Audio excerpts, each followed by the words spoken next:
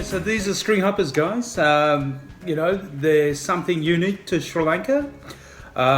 Normally you'd eat this with a lot of gravy or something, a curry with gravy, potatoes, some coconut sambal.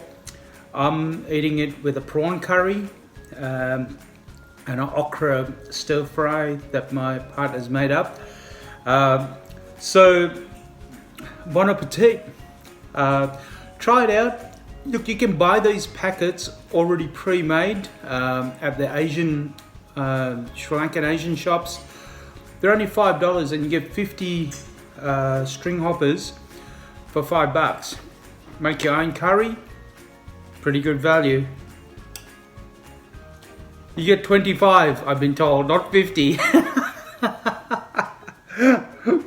So it's still good value, you know, so try it out. It's really yum.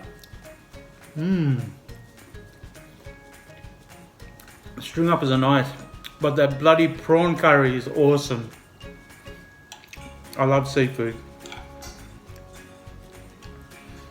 But you need something with gravy in it because they tend to be a bit dry because they're steamed. Highly recommend it, guys. Try it out, you know, you might like it.